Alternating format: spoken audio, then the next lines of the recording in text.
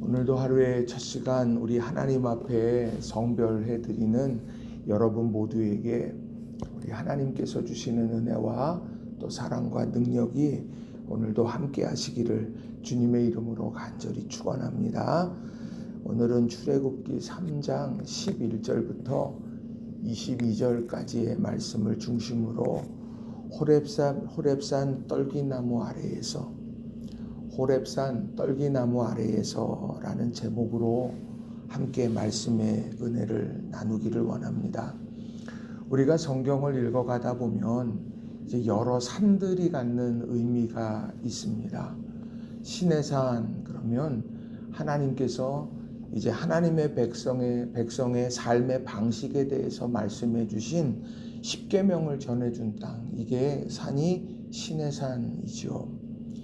그리고 아라랏산 하면 인류가 물심판을 통해서 다 심판당하고 난 다음에 노아의 방주가 머물러서 거기에 내려서 첫 번째 제사를 지냈던 땅, 산이 아라랏산입니다.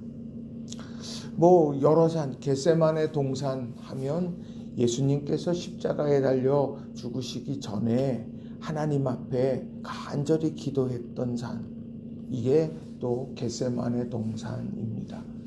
여러 지명이 갖는 중요한 의미가 있는데 이 호렙산이라고 하면 이것은 인생의 엄청난 전환점을 이루었던, 그래서 패배자로 인생이 끝날 수밖에 없었던 모세를 하나님께서 부르셔서 사명자로 세우시고 놀라운 역사를 이루어 가신 그 출발점, 그 산이 바로 호렙산입니다. 그래서 이 호렙산은 모세에게도 남다른 의미가 있지만 우리에게도 중요한 의미를 가지고 있습니다. 모세, 물에서 건짐을 받고 바로의 공주의 아들이 되는 전환점도 경험을 했죠. 또 오늘 떨기나무 아래에서 새로운 사명을 부여받고 민족의 지도자가 되기도 했습니다. 그런데 이 모세가 이 중요한 호렙산 떨기나무 아래에서 하나님 앞에 이 소명에 관해서, 부르심에 관해서 질문하고 대답하는 이런 모습 속에서 우리가 주목하고 붙잡아야 될 중요한 일이 있더라는 거예요. 그래서 저는 오늘 여러분들과 함께 이 본문의 말씀을 중심으로 해서 두 가지 중요한 교훈의 메시지를 전하고 또 함께 은혜를 나누기를 원합니다. 자, 첫 번째로는요, 부르심의 순간에 자신의 한없는 약함을 하나님께 고백해야 한다는 겁니다.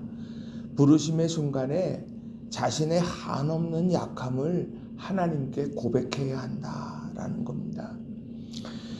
자, 오늘 출애굽기 3장 11절 말씀을 보시게 되면 이렇게 기록을 합니다. 출애굽기 3장 11절에 모세가 하나님께 아뢰되 내가 누구이기에 바로에게 가며 이스라엘 자손을 애굽에서 인도하여 내리이까. 자, 이 말씀은 하나님께서 내가 너를 불러서 너를 통해서 이런 일을 할 거야 라고 하는 것, 그것에 대해서 듣고 난 다음에 모세가 한 이야기입니다. 하나님은 어떤 이야기를 했느냐면 오늘 3장 7절과 8절, 9절 나오는 이 말씀들을 쭉 보다 보면 고통을 들었다. 그리고 내가 이제 너를 보내서 바로의 손에서 이스라엘 백성들을 건져내서 그래서 약속의 땅으로 인도해 낼 거다 하는 계획을 쭉 말씀해 주시고 이제 가라, 이 말씀을 하셨습니다. 근데 그 말씀을 다 듣고 났는데 하나님이 하신 말씀, 그러니까 하나님께서 어떤 계획을 가지고 있구나, 그거에 대해서 깊이 감사하고 감격하고 감동하고, 그거 이전에 그가 그 순간에 자기를 보더라는 거예요. 이거는요 자연스러운 거죠. 그 큰 일, 근데 그걸 제가 어떻게 합니까? 지금 이런 거예요. 자, 이 출애굽기 3장 11절 말씀을 공동번역과 새번역으로 보면 이 개역개정의 번역에서는 볼 수 없는 이 중요한 말이 하나 딱 나와요. 그게 뭐냐면 감히 바로에게 가서, 이제 감이라는 말이 이제 들어간다는 거예요. 감히 바로 앞에 제가 어떻게 설 수 있습니까? 한없이 저는 능력이 없고 초라합니다. 지금 이 이야기를 하는 거예요. 그도 그럴 것이 애굽에서 성장한 사람이 바로 이 모세 아닙니까? 모세는 애굽에서 태어났고 바로의 그 한마디 때문에 죽을 수밖에 없었던 운명이었고, 자신이 살아난 것도 바로의 공주의 아들로서 있었기 때문에 살아날 수 있었습니다. 수많은 주변의 나라들이 이 애굽을 두려워했어요. 그걸 가장 가까이에서 본 사람이 바로 모세라고 하는 것이죠. 그런데 하나님께서 이 바로에게 가서 히브리 민족을 건져내라고 말씀을 한다는 겁니다. 너무 그 사명 앞에 자기가 너무 초라해 보이게 된다라고 하는 것이죠. 그래서 하나님 앞에 말씀하는 거예요. 질문처럼 보이지만 사실은 이 이야기는 하나님, 나는 이것 하기엔 너무 부족한 사람입니다 라고 하는 것을 이야기하는 거죠. 과거의 기억이, 또 과거의 상처가, 또 현재의 아픔이 바로 자신을 한없이 초라하게 보게 되더라는 거지요. 그런데 하나님은 그렇게 말하는 모세 앞에 이런 말씀을 주십니다. 출애굽기 3장 12절입니다. 하나님이 이르시되 내가 반드시 너와 함께 있으리라. 내가 그 백성을 애굽에서 인도하여 낸 후에 너희가 이 산에서 하나님을 섬기리니 이것이 내가 너를 보낸 증거니라. 이 말씀은 다른 것이 아니에요. 오늘 하나님, 내가 이 사명을 감당하기에 너무도 부족해요. 여기도 부족하고 이것도 부족하고 저것도 부족하고, 하나님 그 원대한 계획 나는 그거 모르겠어요.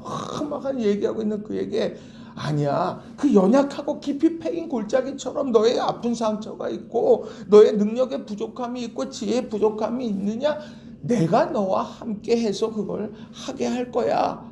이 너의 능력의 부재가, 그로 인해서 나오는 두려움과 염려가 오늘 내가 너와 함께함으로 그것을 채워가고 그것을 이루어갈 거다, 이렇게 말씀하고 있다라고 하는 거죠. 근데 이런 동일한 고백을 바울 사도도 했어요. 고린도후서 12장 9절에 보면 나에게 이르시기를 내 은혜가 내게 족하도다. 이는 내 능력이 약한 데서 온전하여짐이라 하신지라. 그러므로 도리어 크게 기뻐함으로 나의 여러 약한 것들에 대하여 자랑하리니 이는 그리스도의 능력이 내게 머물게 하려 함이라. 이 이야기는 육체의 가시에 대해서 3번 기도하고 그리고 깨달은 후에 이야기한 겁니다. 그 내용은 이래요. 내 능력이 약한 데서 도리어 온전해지는구나. 약해. 약하면 약한 거지. 세상은 그렇게 말하죠. 부족한 건 부족한 거야. 그런데 오늘 그 약한 가운데의 그 약함이 도리어 완전해지더라는 거죠. 그 완전하게 하시는 분이 누구냐면 하나님이시더라는 거예요. 그리스도의 능력으로 그 깊이 패여진 부족함의 자리를 하나님이 채우시더라는 거죠. 그래서 내가 도리어 이제는 그 약한 것들을 자랑하게 된다. 그러니까 내가 이 약해요, 나 약해요, 하나님이 이 약함을 채우셨어요, 이렇게 하나님 앞에 고백하게 되더라는 거죠.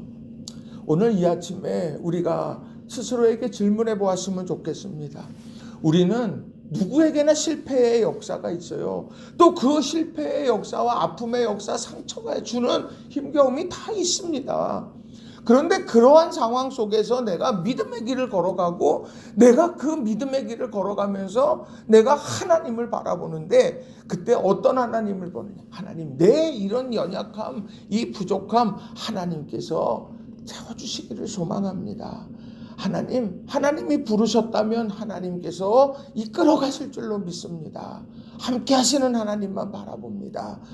우리 이 믿음의 질문과 고백으로 하나님 앞에서는 저와 여러분이 다 되시기를 주님의 이름으로 간절히 축원합니다.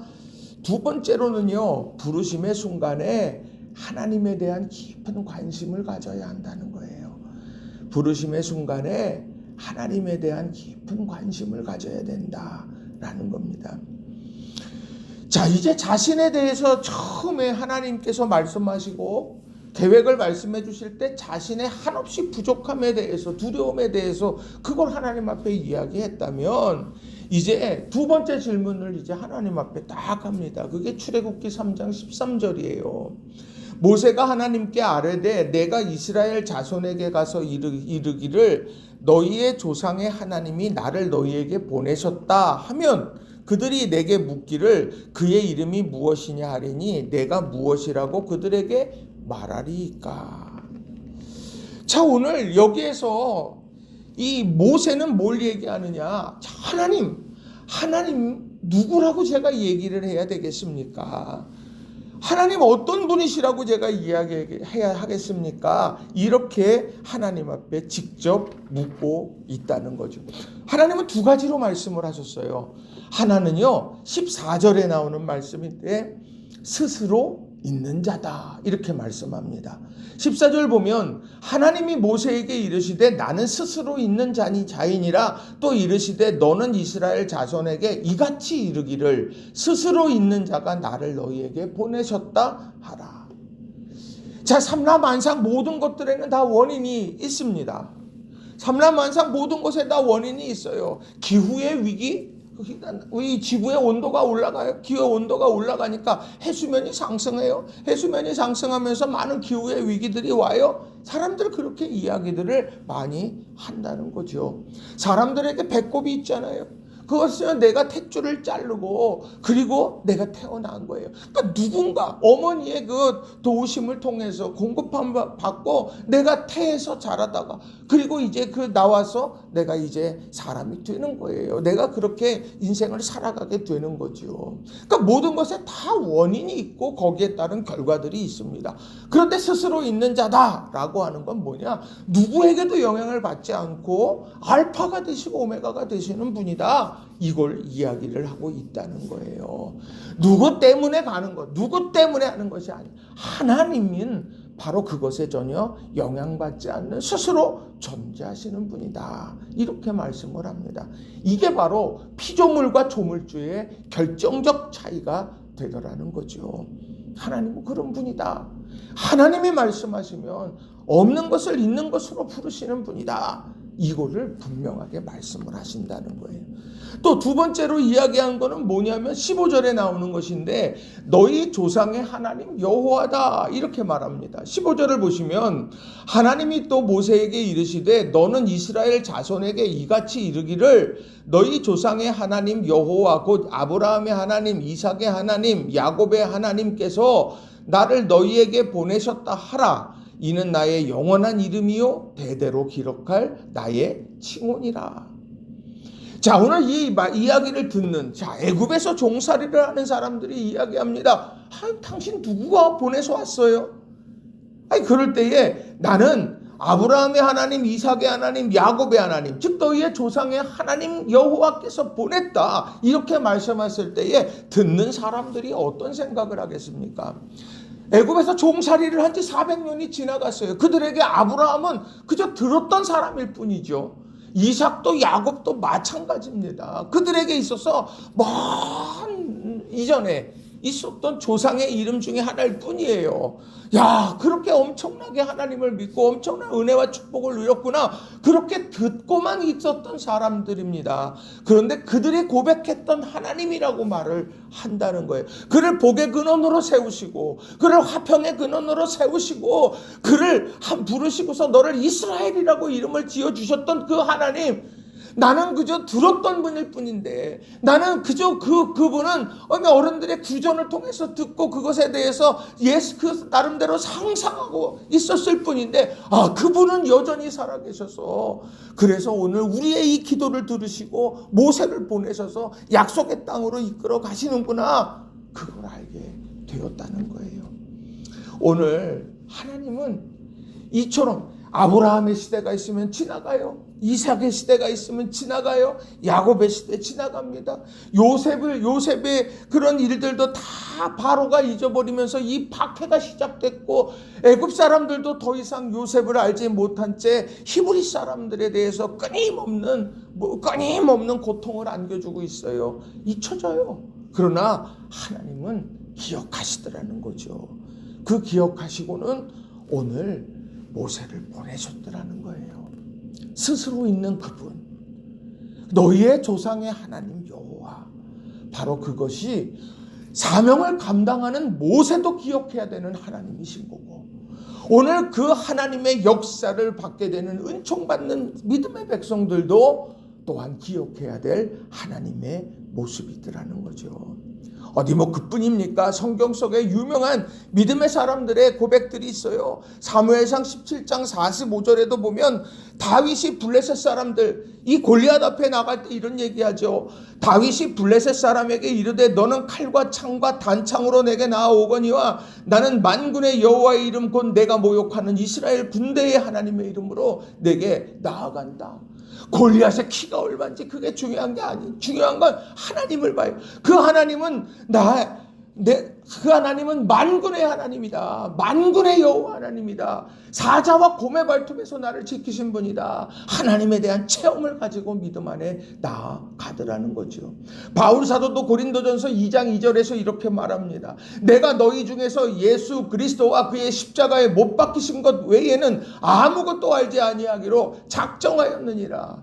내가 알아야 되는 건 예수 그리스도야. 그분이 십자가에 못 박혀 죽으셨고 하나님이 그를 살리셨고 그리고 우리에게 능력이 되고 지혜가 돼.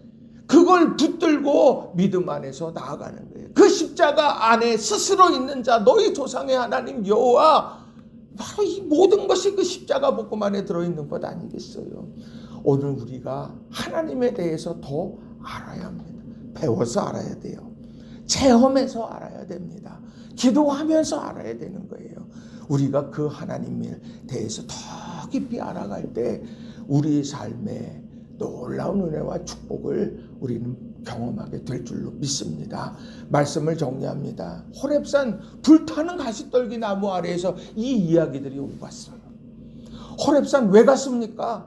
그는 양떼를 먹이려고 갔습니다.